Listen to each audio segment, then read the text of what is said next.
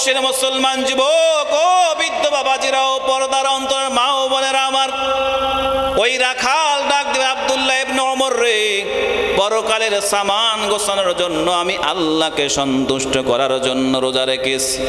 কারণ আমি যখন 3.5 হাত মাটির নিচে চলে যাব, যেই বিছানা হবে আমার মাটির, যেখানে কম্বল হবে মাটির, যেখানে আমার খাট হবে মাটির, বালিশ হবে মাটির, যেখানে আমার গায়ের আবরণটা হবে মাটির, যেখানে আমার ডানে বামে উপরে নিচে সব যখন আমার মাটি হবে, অন্ধকার ঘর। দুনিয়াতে আমার গরম লাগলে এসি আছে, ফ্যান আছে, কত কিছু আছে, কিন্তু কবরে তো বাতাস খাওয়ার এসি নাই, ফ্যানও নাই। দুনিয়াতে লাইট আছে, কারেন্ট চলে গেলে আইপিএস আছে, কারেন্ট চলে গেলে চার্জার লাইট আছে। দুনিয়াতে অন্ধকার দূর করার জন্য বাতি আছে, কিন্তু কবরে তো বাতি নাই। কবরের বাতি 1 নম্বর একটাই জিনিস, সেটা হলো আমলে সালেহ। ওই আমলে সালেহকে গোছানোর জন্য আমি রোজা রেখেছি রে মুসলমান যুবক। আল্লাহর নবীর সাহাবী হযরত ওসমান গনি রাদিয়াল্লাহু তাআলা আনহু কবরের পাশ দিয়ে যখন যাইতেন, কবরস্থানে দাঁড়ায় দাঁড়ায় ওসমান কান্না করে, ওসমান কান্না করে। হাদিসের মধ্যে এসেছে ওসমান গনি এমন কান্না করে, ওসমান গনির চোখের পানিটা বেয়ে দাড়ি বেয়ে বেয়ে তার শরীরের মধ্যে পড়ে যায়, পড়ে যায়। সাথীরা ডাক দে, ওসমান তুমি তো আল্লাহ রাসূলের জামাই, তুমি তো জিন্নুরাইন, তুমি তো জান্নাতের টিকিট প্রাপ্ত একজন সাহাবী। আল্লাহ রাসূল তো তোমাকে জান্নাতের টিকিট ধরায় দিয়েছি, তুমি তো জান্নাতের টিকিটটা কনফার্ম করে ফেলেছো। এর ওসমান এর পরেও কেন কবরস্থানে এসে কান্না করো, কবর দেখলে কান্না করো? ওরে ওসমান, কবর দেখে তো কান্না করার কোনো কারণ তোমার নাই, কারণ তুমি তো কবরে যাওয়া মাত্রই তোমার কবরটা জান্নাতের টুকরা হয়ে যাবে। তোমার কবরের সঙ্গে জান্নাতের একটা সুড়ঙ্গ পথ আল্লাহ তৈরি করে দিবেন, কারণ তুমি আল্লাহর রাসূলের জামাই, জান্নাতের টিকিট প্রাপ্ত একজন সাহাবী। ওসমান বলে ডাক দে, ও আমার ভাইয়েরা শুনিয়া লাও, আল্লাহ তাআলা আমাকে জান্নাতের টিকিট দিয়েছে, এটাও সত্যি, এটাও বাস্তব, কিন্তু আল্লাহ তাআলা এই টিকিটটা কখন আবার ক্যান্সেল করে দেয় এটা তো আমি জানি না। আমি রাসূলের কাছ থেকে শুনেছি, আমার রাসূল বলেছেন, আল কবরু রাউযাতুম মিন রিয়াজিল জান্নাহ আও হুফরাতুম মিন হুফারিন নার। আমার রাসূল বলেছেন, এই কবরটা হয় জান্নাতের টুকরা হবে নাকি জাহান্নামের টুকরা হবে, এই দুই অবস্থা থেকে খালি নয়। ও বাউশের মুসলমান, তুমি আর আমি যখন মারা যাব, তোমাকে আমাকে যখন 3.5 হাত কবরের নিচে দাফন করা হবে, তোমার আমার কবরটাও কিন্তু 2 হালতের মধ্যে হবে, হয় জান্নাতের টুকরা হবে না হয় জাহান্নামের টুকরা হবে, দুইটার একটা অবশ্যই হবে, কনফার্ম হয়ে যাবে। ওসমান করে ডাকতে বলেন, ও সাথী ভাইয়েরা আমার, আমার রাসূল যেহেতু বলেছেন কবরটা হয় জান্নাতের টুকরা না হয় জাহান্নামের টুকরায় পরিণত হবে, আমি তো জানি না, আমার কাছে তো ইলম নাই, আমার কাছে তো খবর নাই, আমি তো অবগত হই নাই। আমার মৃত্যুর পরে আমাকে যখন 3.5 হাত কবরের মধ্যে রাখা হবে, আমার কবরটা কি জান্নাতের টুকরায় পরিণত হবে নাকি জাহান্নামের টুকরায় পরিণত হবে? আমার কবরটা যদি জাহান্নামের টুকরা হয়ে যায়, রাসূল বলেছেন যে কবরে একবার ধরা খেয়ে গেল, একবার ধরা খেয়ে গেল, রাসূল বলেন কবরে ধরা খাওয়া মাত্রই ওই ব্যক্তিকে জাহান্নাম থেকে আর কেউ বাঁচাইতে পারবে না। আর রাসূল বলেন যে কবরে একবার নাজাত পেয়ে গেল, তার জান্নাতে যাওয়াও কেউ ঠেকাইতে পারবে না। বলেন না সুবহানাল্লাহ। কাদেরে কুদরত দারি বর কামাল, কাদেরে কুদরত দারি বর কামাল, আনতা হাসবি আনতা রব্বি জুল জালাল, তুহি কাদের জলিলুল্লাহ জাহাদার, বহর হালে তুহি মেরা নিগাহদার। এজন্য বাউসের মুসলমান ভাইয়েরা আমার, নেক আমল সংগ্রহ করো, নেক আমল সংগ্রহ করো। এজন্যই তো আমার রাসূল বলেন, আল কাইয়িসু মান দানা নাফসাহু ওয়া আমিলা লিমা বা'দাল মাউত ওয়াল আজিজু মান ইত্তাবা নাফসাহু হাওয়া ওয়া তামান্না আলাল্লাহ।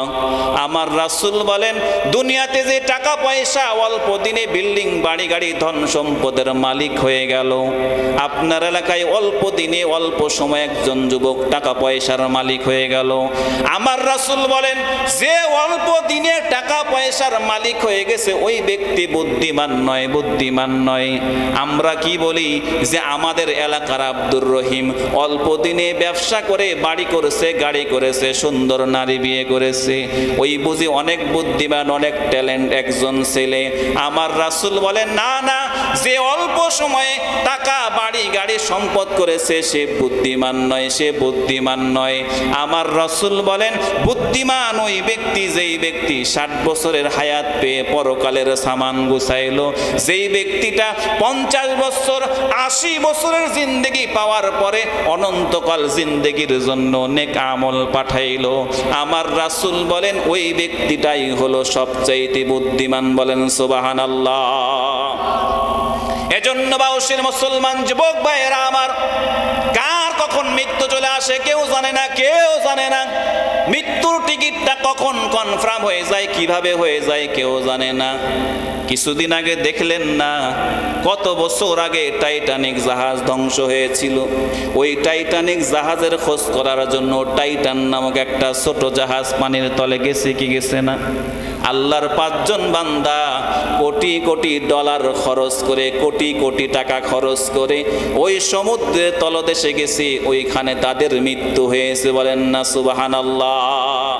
তাহলে দেখেন, আপনার আমার মৃত্যু যেখানে থাকবে সেখানে আপনাকে আমাকে নিজের টাকা, নিজের সম্পদ, নিজের অট্টালিকা সব কিছু ব্যয় করে হলেও আল্লাহ ওই জায়গাতে নিয়ে আপনার আমার মৃত্যু দিবেন। কারণ দুনিয়ার সব কিছু মিথ্যা হতে পারে, আপনার আমার মৃত্যু কখনো মিথ্যা হতে পারে না। মরণ থেকে যতই পালাও মরণ তোমায় নিবে ঘিরি, যদিও সুদূর আকাশ পানে পালাও সেথায় লাগে সিঁড়ি। নদী পথে নৌকা চালাও ওহে মাঝি ভাই, বেলা ডুবার আগে আমিও পার যেতে চাই। ডুবে গেলে বেলা রে আর ওঠে না, ভেঙে গেলে মেলা রে আর জমে না। এজন্য বাউসের মুসলমান ভাইয়েরা আমার, নেক আমল সংগ্রহ করো, নেক আমল সংগ্রহ করো। আজকের এই মাহফিলে বসে একবার সুবহানাল্লাহ বলেছো, মনে করতেছো হুজুর আমাদেরকে আল্লাহু আকবার বলাইলো, সুবহানাল্লাহ বলাইলো, আলহামদুলিল্লাহ বলাইলো, মনে করছো এটা সামান্য একটা আমল, সামান্য একটা আমল। না রে না মুসলমান, সামান্য একটা আমল নয়। ছোট্ট একটা ঘটনা বলে আলোচনার দিকে আগাই। আল্লাহর একজন বান্দা কবরস্থানের পাশ দিয়ে হাঁটতেছেন, কবরস্থানের পাশে দিয়ে হাঁটতেছেন, তাকায় দেখেন একটা কবরের মধ্যে একটা ছিদ্র দেখা যায়, ছিদ্র।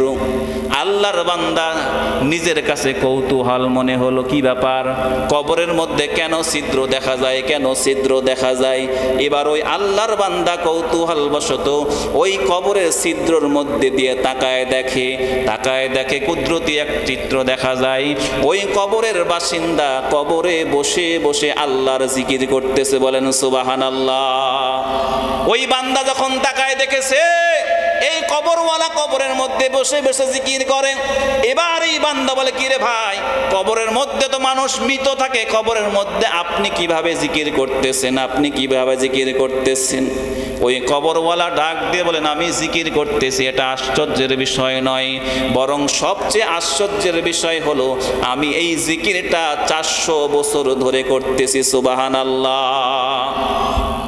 এই কথা যখন ওই লোকের কানে গেছে, বলে 400 বছর ধরে আপনি কবরে জিকির করতেছেন। এই কথা শুনিয়া ওই আল্লাহর বান্দা জোরে সুবহানাল্লাহ বলে ফেলেছেন। এবার ওই বান্দা বলে, তুমি যে একবার সুবহানাল্লাহ বলেছো, বলে আমার 400 বছরের সুবহানাল্লাহ থেকে তোমার সুবহানাল্লাহর দাম বেশি। সুবহানাল্লাহ বলবেন না? বললে কারণ, বলে আমার মধ্যে তো রূহ নাই, আমার আমলনামাটা কাটা হয়ে গেছে, আমার হিসাবের খাতাটা বন্ধ হয়ে গেছে। এখন যদি আমি হাজার হাজার বছর সুবহানাল্লাহ বলি আমার কোনো লাভ নাই। আর তুমি যদি হায়াতের মধ্যে একবার সুবহানাল্লাহ বলেছো, এই সুবহানাল্লাহর পাওয়ার হাজার বছর সুবহানাল্লাহর থেকেও বেশি। বলেন না সুবহানাল্লাহ? এজন্য মুসলমান ভাইয়েরা আমার, এই মাহফিলে এসে একবার সুবহানাল্লাহ বলেছেন, একবার আলহামদুলিল্লাহ বলেছেন, একবার আল্লাহু আকবার বলেছেন, এটাকে সামান্য মনে করেন না। কারণ এই হায়াতের মধ্যে যা আমল করবেন সব কিন্তু আল্লাহ লিখে রাখছেন আমলনামার মধ্যে। সব কিছু আল্লাহ নেক আমলের মধ্যে লিখে রেখেছেন। ওই আব্দুল্লাহ ইবনে ওমরকে ওই রাখাল ডাকতে বলে, আব্দুল্লাহ ইবনে ওমর রে, পরকালের সামান গুছাই। কারণ সামান পরকালে অনেক কাজে দিবে। পরকালে সন্তান, টাকা পয়সা, ধন দৌলত কোনো কাজে দিবে না। পরকালে কাজে দিবে একমাত্র নেক আমল। হাসান বসরি রহমতুল্লাহি আলাইহি, ওনার জামানায় আরেকজন আল্লাহর ওলি ছিলেন, মহিলা রাবিয়া বসরি। দুইজনই বসরার, দুইজনই আল্লাহর ওলি। কিতাবের মধ্যে লিখি, রাবিয়া বসরির বিবাহ হওয়ার পরে তার স্বামীটা ইন্তেকাল করেছেন, বিধবা হয়ে গেছেন। স্বামী ইন্তেকাল হওয়ার খবর শুনে ওই যুগের হাসান বসরি রহমতুল্লাহি আলাইহি রাবিয়া বসরির বাড়িতে গেছেন। রাবিয়া বসরির বাড়িতে যাওয়ার পরে তাকে প্রস্তাব দিলেন, ও রাবিয়া বসরি, যেহেতু আপনার স্বামী মারা গেছে, আপনার ইদ্দতটা পূর্ণ হয়ে গেছে, আমি হাসান বসরি আপনাকে বিবাহের প্রস্তাব দিলাম। সুবহানাল্লাহ।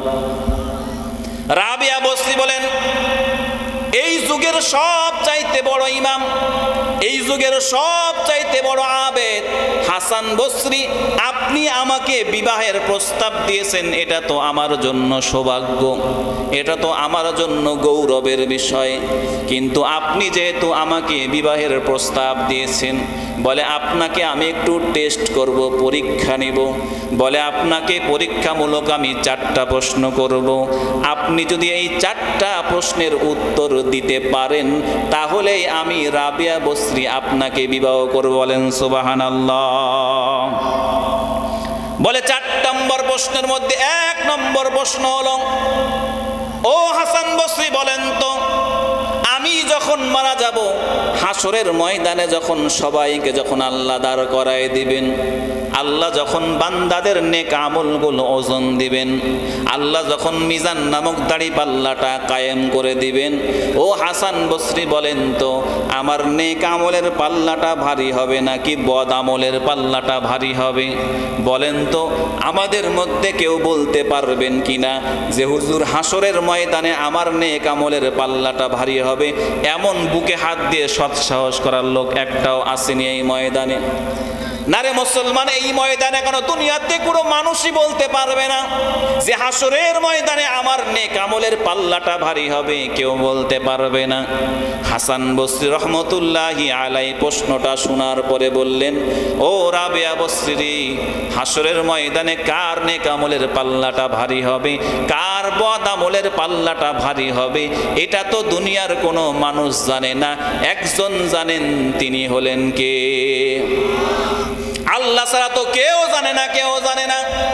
এবার রাবিয়া বসরি বললেন, হাসান বসরি রে, তুমি তো 1 নম্বর প্রশ্নে ফেল মেরে দিয়েছো। বলে এবার 2 নম্বর প্রশ্নে আসো।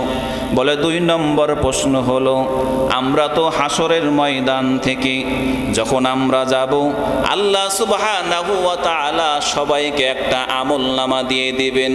বলে এই আমলনামাটা 2 ভাবে দেওয়া হবে।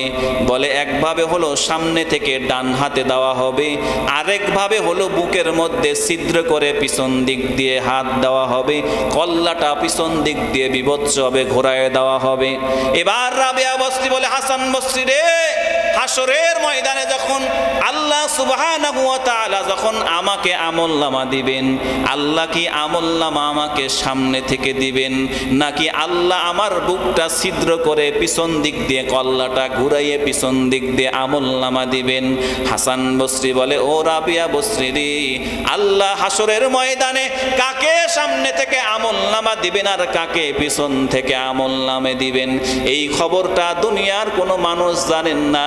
এই খবরটা জানেন একমাত্র আমার আল্লাহ। বলেন না সুবহানাল্লাহ। হकीकत से तो दुनिया बेखबर है, दुनिया की नुमाइश पर नजर है, नमी गोयम कि आज दुनिया जुदाबाश बहर कारे के बाशी बा खुदा बाश, चिस्ते दुनिया आज खुदा गाफिल बुदान नहीं कोमा शदन कुराओ पर जिंदजान, आप दर कश्ती हालाके कश्तियास, आप अंदर जेरे कश्ती पुश्तियास। একটু মোহাব্বতে বলেন না আল্লাহু আকবার। বাউশের মুসলমান ভাইয়েরা আমার, ও যুবক ভাইয়েরা আমার, এবার রাবিয়া বসরি বলেন, ও হাসান বসরি রে, দুইটা প্রশ্ন করলাম, দুইটা প্রশ্নের অ্যানসারে তুমি দিতে পারো নাই। এবার থার্ড প্রশ্ন হলো, তৃতীয় নম্বর প্রশ্ন হলো, বলে হাসরের ময়দান থেকে জান্নাতে যাওয়ার জন্য একটা ব্রিজ পার হইতে হবে, যেই ব্রিজটা আমার রাসূল বলেন চুলের থেকেও চিকন, খুরের চাইতেও ধারালো, যেই পুলসিরাতের নিচেই হলো জাহান্নাম অবস্থিত। এই পুলসিরাতটা পার হয়ে সবাইকে জান্নাতে যেতে হবে। যখন এই পুলসিরাতটা পার হবে, আমার রাসূল বলেন কারো গতি হবে গরুর মতো, কারো হবে ঘোড়ার মতো, কারো হবে বিদ্যুতের মতো, কারো হবে চোখের পলকের মতো। যার আমলনামা যেমন হবে বিদ্যুতের গতির মতো, তার দ্রুত বেগটাও তেমন হবে। এবার রাবিয়া বসরি বলে, ও হাসান বসরি রে, হাসরের ময়দান থেকে আমি যখন ওই জান্নাতের দিকে যখন পুলসিরাতের উপর দিয়ে রওনা হব, পুলসিরাত ওই ব্রিজ নামক সেতুর উপরে যখন আমি চলতে লাগবো, আমি কি ওই পুলসিরাতটা পার হতে পারবো কি পারবো না? এই উত্তরটা তোমার জানা আছে কিনা? বলেন না সুবহানাল্লাহ। হাসান বসরি বলে, ও রাবিয়া বসরি রে, দুইটা প্রশ্ন করেছো, অত্যন্ত জটিল প্রশ্ন করেছো। 3 নম্বর প্রশ্নটাও তো আরো মারাত্মক জটিল করেছো, কারণ হাসরের ময়দান আর জান্নাতের মাঝখানে যেই পুলসিরাত নামক ব্রিজটা আছে, এই ব্রিজটা কে পার হয়ে জান্নাতে যেতে পারবে না, আর কে ব্রিজটা পার না হয়ে জাহান্নামে পড়ে যাবে, এই খবর তো দুনিয়ার কোনো মানুষ জানে না, দুনিয়ার কোনো মানুষ জানে না। এই খবর জানেন একমাত্র আমার আল্লাহ। রাবিয়া বসরি, হাসান বসরি রে, একটা দুইটা তিনটা প্রশ্ন তোমাকে করলাম, তুমি আমাকে বিবাহ করার জন্য এসেছো, তোমাকে টেস্ট করার জন্য 3টা প্রশ্ন করলাম, 3টা প্রশ্নের অ্যানসারই তুমি দিতে পারো না, দিতে পারো নাই। এবার 4th প্রশ্ন হলো, 4 নম্বর প্রশ্ন হলো, ও হাসান বসরি রে, বলো তো আমার নসিবে কি জান্নাত লেখা আছে নাকি জাহান্নাম লেখা আছে? আমি কি জান্নাতি হব নাকি আমি জাহান্নামী হব? এই খবরটা তুমি আমাকে একটু জানায় দাও, আমাকে একটু জানায় দাও, এই তথ্যটা আমাকে একটু দিয়ে দাও।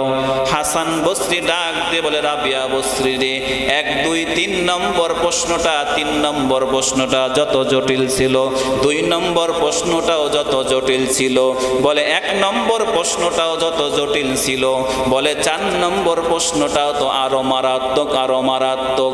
কারো কে জান্নাতি কে জাহান্নামী, এই খবর এই তথ্য একমাত্র আমার আল্লাহ জানেন। আল্লাহ ছাড়া জান্নাতের টিকিট দেনেওয়ালা, আমার নবী মুহাম্মদ ছাড়া জান্নাতের টিকিট দেনেওয়ালা দুনিয়ার কোনো পেটুয়া মৌলবী হইতে পারে না। চিল্লায় কোন ঠিক কিনা? আমি যদি একজনকে বলি আপনি জান্নাতি আপনি জাহান্নামী, না না, এই কথা বলার ক্ষমতা আমাকে শরীয়ত দেয় নাই। কে জান্নাতি জান্নাতি আর কে জাহান্নামী, এই ফয়সালা দিবেন কে? একটু মহব্বতে বলেন না কে দিবেন? আর আমার নবীকে আল্লাহ যার ব্যাপারে জানাই দিয়েছেন তাদেরকে দিবেন। আমার রাসূল 10 জনের ব্যাপারে জানাইছেন। আমার রাসূল খাদিজাকে জান্নাতে বলেছেন, আমার রাসূল ফাতেমাকে জান্নাতে বলেছেন, আমার রাসূল হাসানকে জান্নাতে বলেছেন, আমার রাসূল হোসাইনকে জান্নাতে বলেছেন। আমার রাসূল যাদেরকে জান্নাতে বলেছেন এর বাহিরে কাউকে জান্নাতি বলার সুযোগও নাই। এতটুকুই বলতে পারেন, হ্যাঁ আল্লাহ আপনাকে জান্নাতি হিসেবে কবুল করুক, আল্লাহ আপনাকে জান্নাতি বান্দার অন্তর্ভুক্ত করুক, এটা বলতে পারে কোনো আলেম, কত মানুষ। কিন্তু কেউ বলতে পারে না আপনি জান্নাতি, আপনাকে আমি জান্নাতের টিকিট দিয়ে দিলাম, এই ক্ষমতা এই পাওয়ার কারো কি বলেন আছে? কারো নাই মুসলমান ভাইয়েরা আমার, কারো নাই, দুনিয়ার কোনো মানুষের নাই। এইভাবে যখন 4টা প্রশ্ন যখন হাসান বসরিকে করা হলো, রাবিয়া বসরি ডাক দিয়ে বলেন, হাসান বসরি রে, তোমাকে আমি 1 2 3 করে 4টা প্রশ্ন করলাম, তুমি আমার 4টা প্রশ্নের অ্যান্সার দিতে পারো নাই। তুমি এই প্রশ্নের অ্যান্সার দিতে পারো নাই, আমি জানি তুমি এই প্রশ্নের অ্যান্সারগুলো দিতে পারবা না। আমি জানি দুনিয়ার কোনো মানুষই এর অ্যান্সার দিতে পারবে না, কারণ দুনিয়ার মানুষের পক্ষে এই উত্তরগুলো দেওয়া সম্ভব নয়।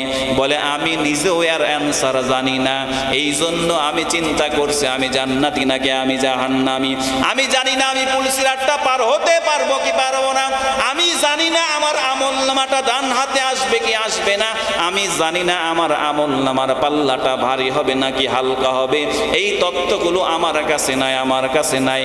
এই জন্য হাসান বসরি, আমি যতদিন দুনিয়াতে বেঁচে থাকবো, যতদিন দুনিয়াতে হায়াত থাকে, আমি আর বিবাহ করতে চাই না, আমি আর বিবাহ করতে চাই না, বরং আমার বাকি জীবনটা আমি নেক আমল আর কবরের আমল গোছানোর জন্য, পরকালের সামান গোছানোর জন্য আমি এই জীবনটা আল্লাহর রাস্তায় দিয়ে দিলাম। বলেন না সুবহানাল্লাহ।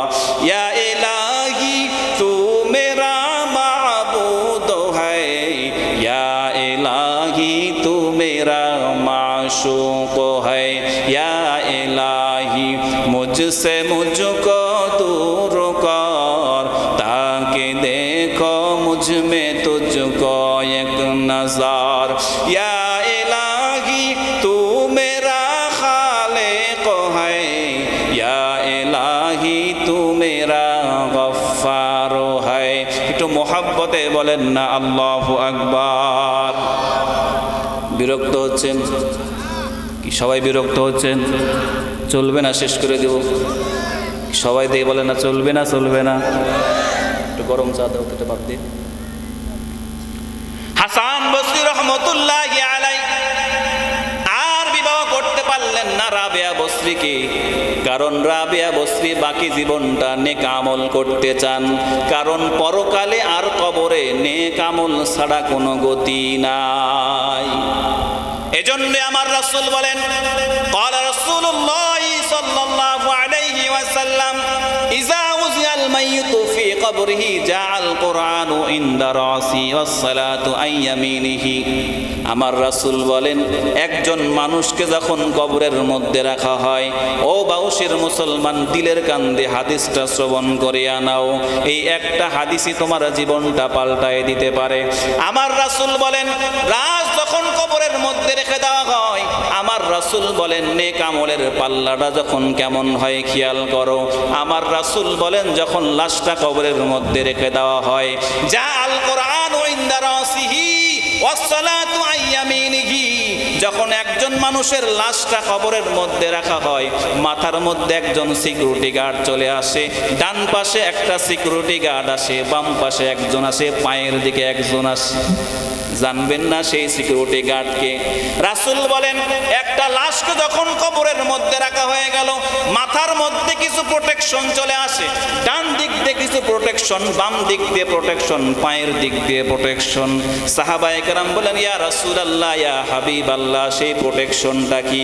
আমার রাসূল বলেন যা আল কোরআন ইনদা রাসিহি, ওই বান্দা যদি, ওই কবরওয়ালা যদি দুনিয়াতে যদি কোরআন তেলাওয়াত করত, কোরআন শুনতো, কোরআনকে ভালোবাসতো, কোরআনওয়ালাদেরকে ভালোবাসতো, আমার আল্লাহ কোরআনকে সিকিউরিটি গার্ড হিসাবে কবরের মধ্যে তার মাথার দিকে পাঠিয়ে দিবেন। বলেন সুবহানাল্লাহ।